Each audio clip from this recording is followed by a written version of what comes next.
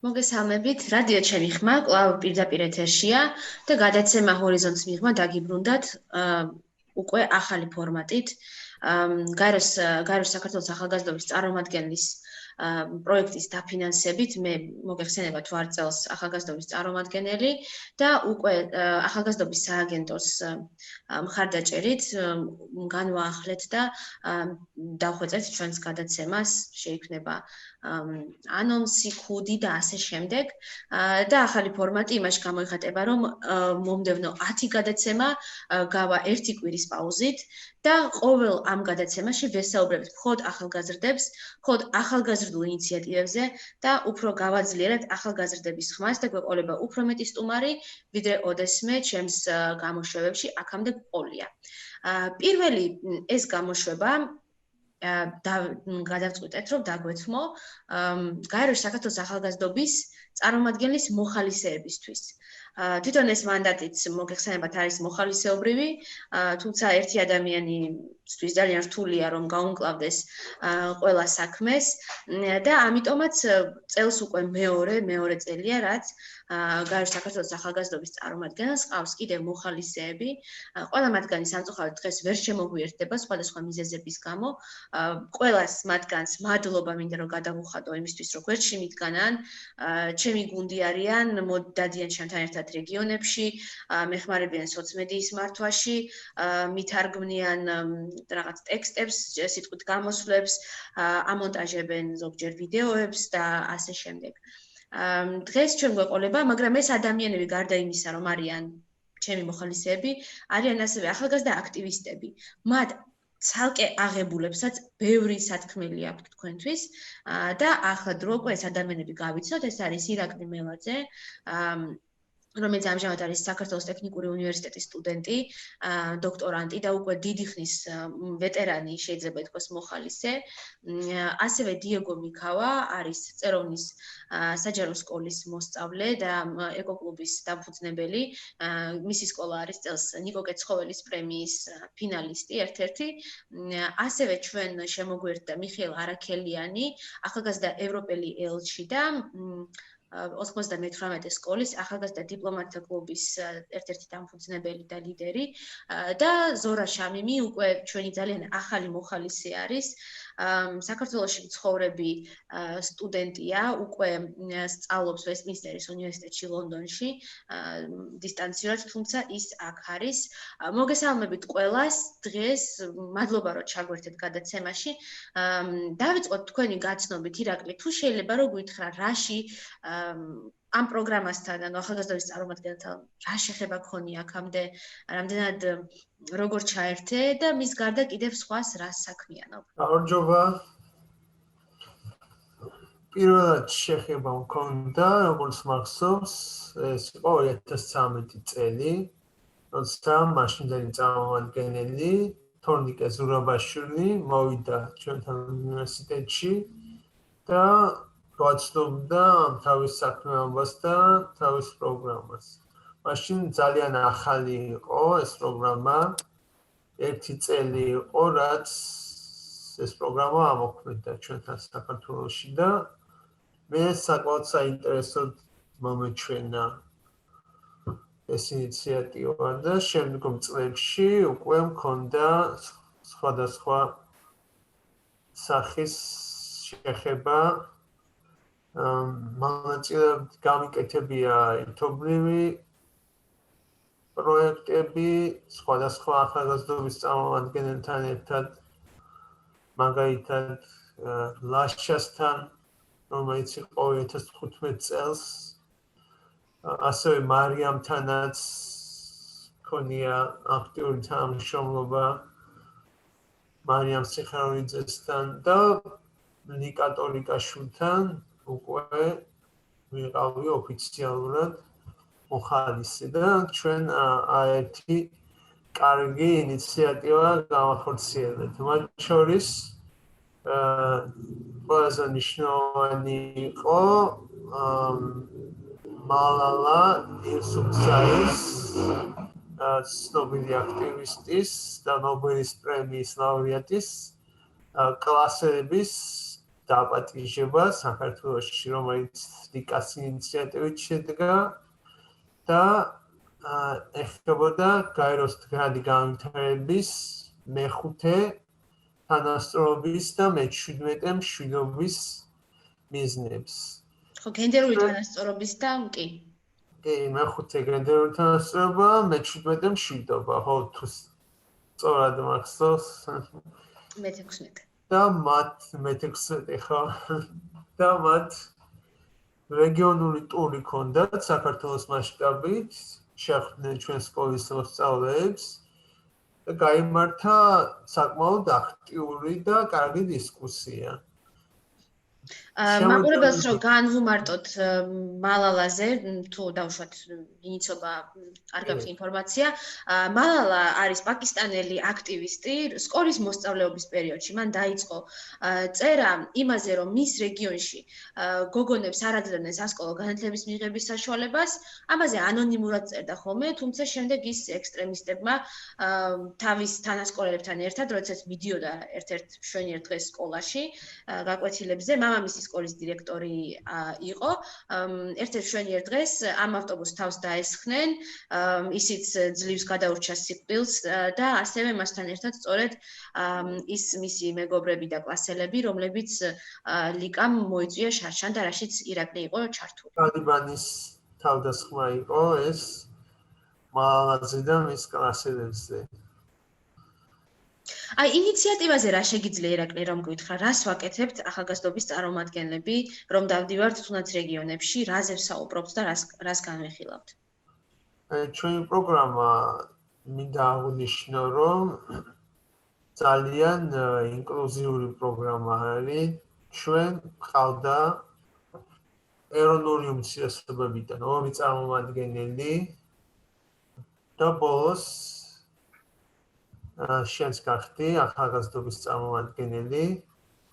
რაც შეეხება თვითონ მანდატს, ახალგაზრდობის წარმომადგენელი დადის აქტიურად რეგიონებში, ეცნობა ახალგაზრდობის პრობლემებს.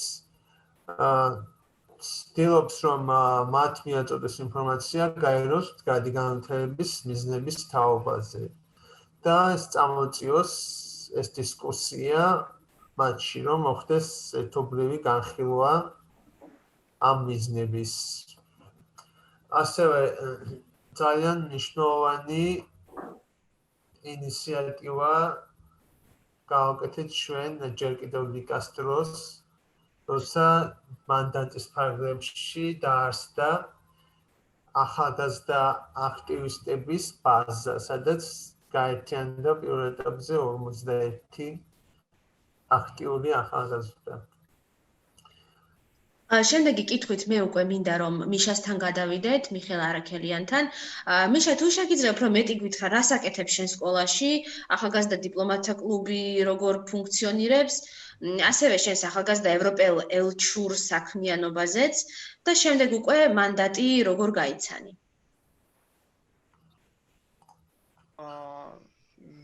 2018 წელს ჩემს სკოლაში 98 საჯარო სკოლაში დავიფუძნე ახალგაზრდა დიპლომატთა კლუბი.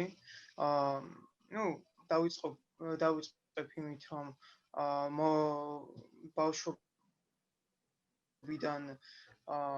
მაინტერესებდა ეგ პროფესია, დიპლომატია და მათი ცხოვრების, ასე ვთქვათ, მიზნები, ანუ ისი ქვეყნის დაცვა საზღვარგარეთ და ასეთი იდეა მოვიდა ჩემთან, რომ დავიფუძნო ახალგაზრდა დიპლომატთა კლუბი და გავაცნობია, რომ ჩემი თანაკლასელები, თანასკოლელები იმასთან დაკავშირებით, რას საქმიანობენ დიპლომატები და ისე ვთქვათ, სხვადასხვანაირი სკილები გავაფართოვოთ და უნარები დიახ, გავაუმჯობესოთ და ასე შემდეგ. და როგორ აცნობთ სკოლას შენს თანასკოლელებს დიპლომატიას?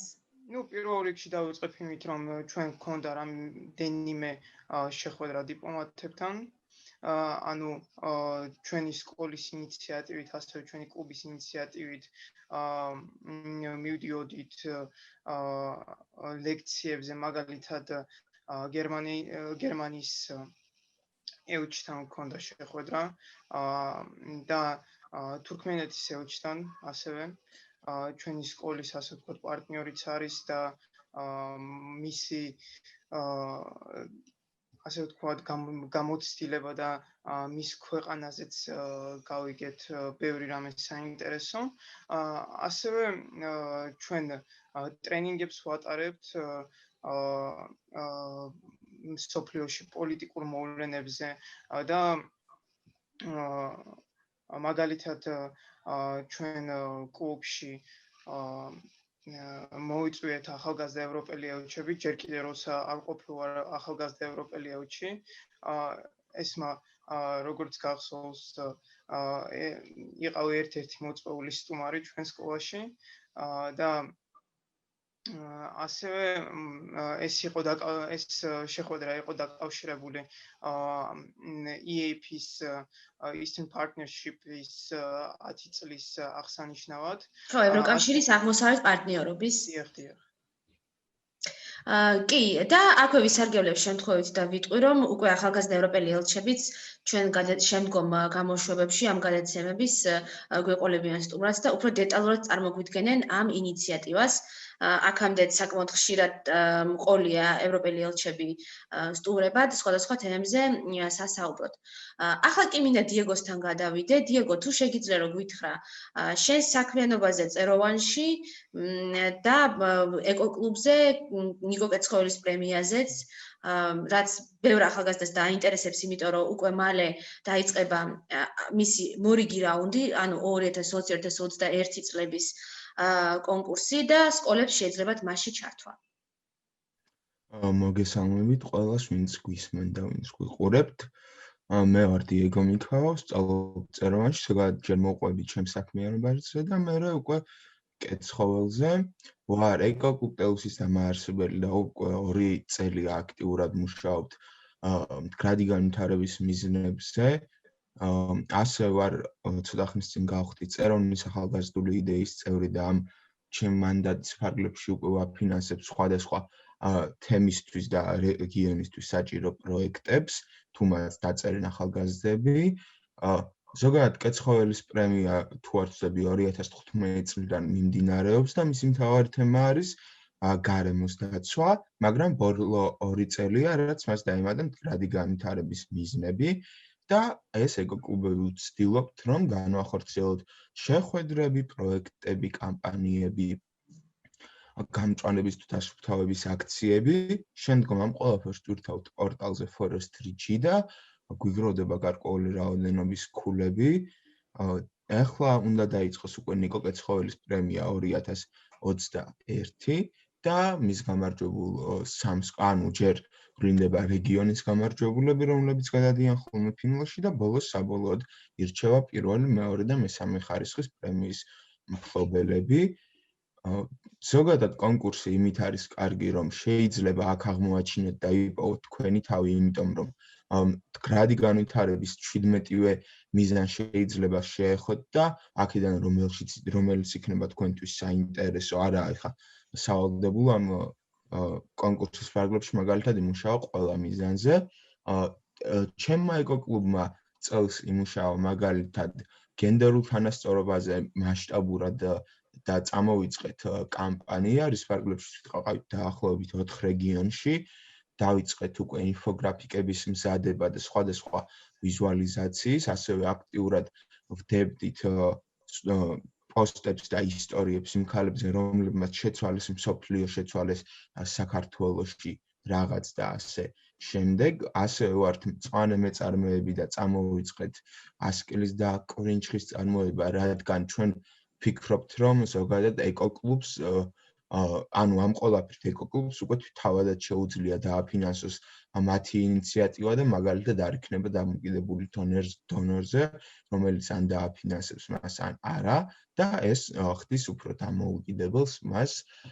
მანდატის შესახებ გავიგე, როდესაც ესმა შენ მოგიწვიეთ ჩვენს ეგო კლუბში, განთხრადი განვითარების მიზნებზე სასაუბროდ, ნუ იქამდეც ვიცოდი, მაგრამ უკვე მაგ შეხვედრის მერე მომინდა მეც ჩართვა მოხალისედ და უკვე რეგიონულ ტურნეშიც როცა გავხდი მოხალისე მონაწილეობ და აი ამ რეგიონულ ტურნეში ძირითადად საუბრობთ მათ ამ თემში მცხოვრები ადამიანების პრობლემებზე, რომელ მიზნებთანაა მაგალითად ეს დაკავშირებული, თვითონ ახალგაზრდებიც განიხილავენ მათ მიზნებს, მათ პრობლემებს და ჩემთვის ძალიან საინტერესო იყო ეს დრო, რადგან ძალიან ანუ grow up ან გამზარდა რა უფრო ვიდრე მაგალითად ვიყავი იქამდე, რადგან უკვე გავიცანი სხვის საჭიროებები და უკვე მომეცა საშუალება უფრო გლობალურად შევხედო ამ ყველაფერს მადლობა.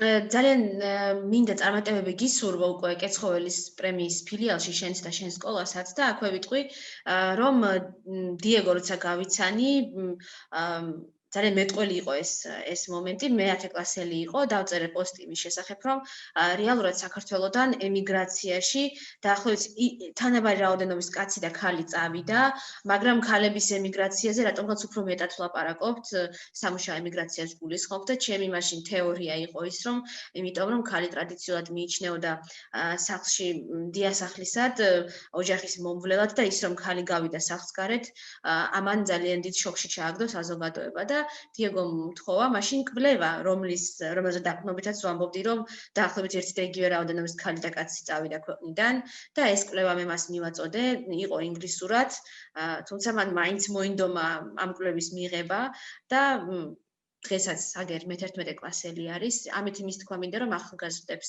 ჯერ კიდევ სკოლის მოსწავლეობის ასაკშივე არ არის აუცილებელი სრულწლოვანი იყო, იმისთვის რომ მნიშვნელოვანი პროექტები აკეთო, მათ შორის წარმოება თუნდაც და მათ შორის რაღაც ორგანიზაცია დაარსო და ის თვითქმარი გახადო.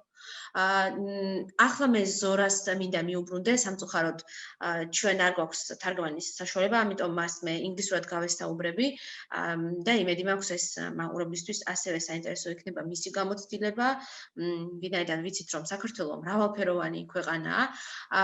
Zohra, once again, thank you very much for joining us today. We're just very interested to hear your experience about living in Georgia, what you have been engaged in, what are you doing currently? Okay, thank you so much once again, Esma, and thank you for letting me join this meeting. Hi everyone, my name is Zohra. I'm 18 years old. I live in Georgia for the past 10 years, and I'm currently studying in a university in London, first year. So to start off, I am from Kashmir in India. But I've never lived there for too long. I've always been living abroad and I grew up abroad. So I've always been part of an international and diverse environment when it comes to school or wherever I'm living or at home too. So particularly speaking about living in Georgia, I really enjoy, I have experienced a lot of different things by living in Georgia. Other than just studies at school, I have always been interested in volunteering in different places. I once volunteered for Red Cross about 1 year ago. And about 2 years ago, I volunteered in daycare centers where there were children that have mental issues. When I was volunteering, I would do different activities with the students. With the children there, I would ask them different questions. I would try to engage in what they're doing, and at the same time I spoke with the staff and the people who were working there. I interviewed them in a different way and in 2 different centers, and then I made a video about it and I raised awareness. I showed this to different groups, age groups, to raise the awareness of the existence of these people and the lack of opportunities they're getting in this country, and how I believe I believe the society would be able to develop their lives. What do you think, what are the major issues that people with disabilities are facing here in Georgia? I think that there's still a stigma in the society in Georgia. People don't give them the equal chance and opportunities because they believe that they are incapable of doing of what we are. Of course, to a certain extent, they aren't because of the lack of mental capacity in them. But it's not their fault. They're still human. And I honestly, after volunteering there, I saw very, very bright students there too, who were very interested in studies and who could really do as well as people are doing that don't have mental illnesses. So because of the stigma, the society doesn't accept them as they're supposed to. Although it's getting better over the years, this I think was the main problem. And this is why I think the daycare centers were not as developed as I was expecting, as I've seen in other European countries and everything. They were very small and the facilities were not as good. And that was because of the lack of government support and financial aid. Right. Our next question that I will ask everyone, and let me start with you then, is what do you think is one most important thing for the youth in Georgia? What is the important issue? What is maybe the initiative that they want to see, or the initiative that they create themselves? Other than just education, honestly, education is an important factor. I believe that a lot of the youth in Georgia they get very reluctant and confused when it comes to what they want to study, what they want to learn, what they want to become in future. And this really, really contributes in unemployment in the country. Because when career planning. Mm-hmm. Career planning, yeah. And this comes in part of education. If you don't receive the adequate opportunities and good quality education, if everyone doesn't receive this, then they are unable to, they sort of lose hope. To a certain extent, they lose hope on their abilities, and then they are unable to decide what they want to do. And this leads to unemployment, and this leads to a lot of the workforce gets affected. You also are running a blog about international relations, politics. Can you tell us more about it? Oh yeah, I would love to. So I've called this blog The Skeptic Analyst because I call myself a skeptic analyst. I opened it recently actually during quarantine because after my 12th exams were over and everything, I got a lot of free time. So I have always enjoyed reading articles, news articles, and articles related to politics and international relations.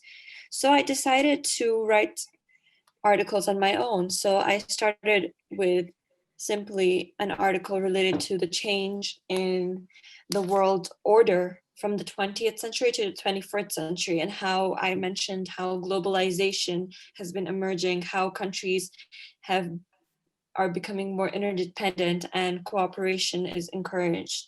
Then slowly I started looking at contemporary issues such as Indo-Indian and Chinese rivalry, the Palestinian conflict with Gaza and the human rights violation. Then I even wrote something about Kashmir, my hometown, and then I wrote about something about UN's failure in the Rwandan genocide. And then recently I also wrote about the coronavirus vaccine. And right now I'm actually working on writing an article when I get some time about Abkhazia in Georgia. Well, that would be very interesting to hear and to see. I wish you good luck, and now we'll go back to our Georgian volunteers here. Do you have any more questions, Esma? Sorry? Do you have any more questions, or does anyone have any questions to me? We would thank you for participating in our show today and for joining us, and wish you good luck with your new blog, and I'm actually very much looking forward to reading it. ახლა კი თქვენ დაგიბრუნდებით მიშას, დიეგოს და ირაკლის. ზორას მე ეს კითხვა უკვე დავუსვი. რას ფიქრობთ, რა არის ახალგაზრდებისთვის საქართველოში ყველაზე მნიშვნელოვანი? არ ვიცი, პრობლემა იქნება ეს, პირიქით ინიციატივა, რასაც ისინი უკვე აკეთებენ, ან რამე მსგავსი? მოდი, დიეგო, შენგან დავიწყოთ. ახალგაზრდებისთვის ჩემი აზრით დღეს ბევრი პრობლემაა. გინდაც იმით, რომ თუ ოჯახი არა ფინანსურად უზრუნველყოფილი, მას უწევს, რომ დატოვოს სკოლა, უნივერსიტეტი და იმუშაოს რაღაცა მშენებლობაზე. იყო ესეთი ფაქტიც, რომ არასრულწლოვანი ადამიანი ახალგაზრდა გარდაცვლა მსგავს სამუშაოზე და პირველი პრობლემა მაინც არის მათი მოწყვლადობა და სიხარიბე, რადგან თუ მათ არ ექნათ შესაბამისი ასე ვთქვათ, შესაბამისი თანხა და რო უზრუნველყონ მათი საჭიროებები, ისინი უკვე სცილდებიან სკოლას და ვერც იღებენ სრულფასოვან განათლებას, რაც უკვე მომავალშიც უქმნის პრობლემებს. ასევე პრობლემა ის არის, რომ ახალგაზრდებს ძირითადად არ აღიქვამენ საზოგადოების სრულუფლებიან წევრებად და ძირითადად მხოლოდ რაღაცა ბავშვთა დღეზე თუ გავახსენდებით ხოლმე ბავშვები და ახალგაზრდების დღეზე და მხოლოდ მაშინ თუ ამბობენ, რომ ბავშვები არის ჩვენი მომავალი და ავიწყდებათ ის, რომ არა მარტო მომავალი, ჩვენ ვართ აწმყოც, ჩვენ ახლა ვცხოვრობ და ახლა გვინდა ის, რომ კარგად ესმოდეს ყველას ჩვენი უფლებები და გქონდეს იმაზე მეტი თავისუფლება უფლებებში, ვიდრე გვაქვს და არ გქონდეს მაგალითად მე გადავეყარე ხშირად რაღაცა ბიუროკრატიას უბრალოდ, როცა შემეძლო ეს ყოფილიყო უფრო მარტივად. კი, მათ შორის საერთაშორისო კონვენციებიც აღიარებს, რომ ანუ ბავშვი 1 წლის ბავშვს და 17 წლის ბავშვს არ შეიძლება ერთნაირი უფლებები ჰქონდეს, ეს უფლებები უნდა ფართოვდებოდეს ასაკთან და უკვე შესაძლებლობებთან ერთად მათ შორის და რაც შეეხება სასკოლო სკოლის მოსწავლეების მიერ მუშაობას და სკოლის და მიტოვებას, ამაზე მათ შორის ლადო აფხაზავაც ძალიან აქტიურად საუბრობს და აქტიურად იბრძოდა ამის წინააღმდეგაც განსაკუთრებით გურიაში. ირაკლი, ახლა შენ მინდა გკითხო, შენი აზრით რა არის ახალგაზრდებისთვის დღეს საქართველოში მნიშვნელოვანი? თვითრეალიზების ასპარეზის არ ქონა ჩემი აზრით ის სივრცე, სადაც ახალგაზრდები შეძლებენ საკუთარი იდეებისთვის ხორცშესხმას. თუ შეიძლება ირაკლი შენ საუბრობდი ზუსტად რა ყველაზე მნიშვნელოვანი რა გამოწვევა და რა არის ყველაზე მნიშვნელოვანი ახალგაზრდებისთვის და ახსენე ეს არის თვითრეალიზების სივრცე. ხო, საარსებო სივრცე განსაკუთრებით რეგიონებში არ აქვს ახალგაზრდებს, სადაც საკუთარი იდეების რეალიზაციას შეძლებენ და კომპეტენციების სამაღლებას, პროექტების წერის და ასეთ საკითხებში. დიეგო, ბოლოს გადაცემის მიწრულს შენი აზრით გვინდა რომ მიშა უბრალოდ შენი აზრით გვინდა რომ მოვისმინოთ შენ დახურავ ერთგვარად დღევანდელ ჩვენს პირველ გამოშვებას ამ ახალი ფორმატით რა არის ის რაც ახალგაზრდებს ყველაზე მეტად ჭირდება და ყველაზე მნიშვნელოვანია დღეს საქართველოში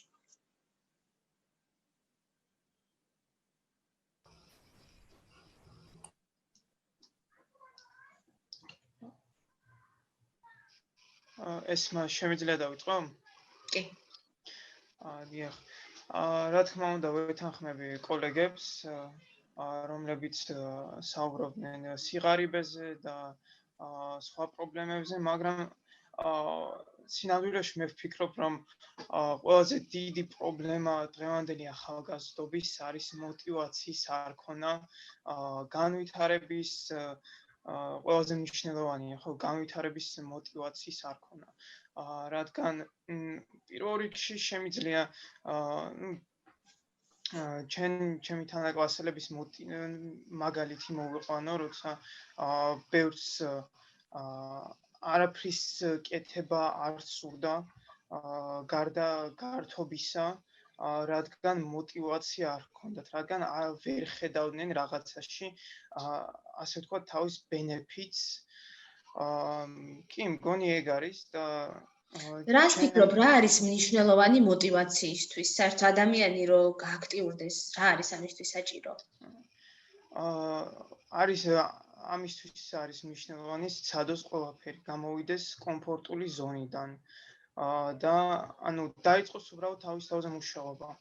კი, რა თქმა უნდა, ბევრს არ სურს ამის კეთება, მაგრამ უბრალოდ ეს არის ერთ-ერთი ყველაზე მნიშვნელოვანი, რაც უნდა გააკეთოს ადამიანმა, უბრალოდ მოტივაციის არქონის დროსაც უნდა გაიგოს, რომ თავის თავზე მუშაობის გარეშე ადამიანი ვერ იქნება კარგად, ასე ვთქვათ. ძალიან დიდი მადლობა ყველას, мотивация, განათლება, ახალგაზრდებისადმი მიდგომა, მათთვის მათი იდეების რეალიზების სივრცის ნაკლებობა, სიღარიბე, გარკვეული სტერეოტიპები, რომ ახალგაზრდები მხოლოდ მომავალი ვართ, ეს ის მნიშვნელოვანი საკითხებია, რომლებიც ახალგაზრდების დღევანდელ რეალობას სამწუხაროდ განსაზღვრავს გარკვეულწილად და განაპირობებს, თუმცა ჩვენ ვხედავთ, რომ თუნდაც ამ გადაცემის მაგალითზე ძალიან ბევრი ახალგაზრდა არის მოტივირებული, უნდა ბევრი რამის გაკეთება, აქვს მისწრაფებები და თუნდაც ეს გადაცემაც შესაძლოა ერთ-ერთ ასეთ სივრცედ იქცეს, სადაც ადამიანებს მინიმუმ თავიანთი იდეების გაჟღერების შესაძლებლობა ექნებათ და ხომიცით ყველაფერი გაჟღერებით იწყება, შემდეგ კი უკვე აღსრულებაც იმედია არ დააყოვნებს. მინდა დღეს თქვენ ყველას წარმატებები გისურვოთ. მაყურებელს კი მადლობა გადავუხადო ჩვენი გადაცემის ინტერესისთვის და ერთი კვირით ზუსტად დაგემშვიდობოთ დროებით.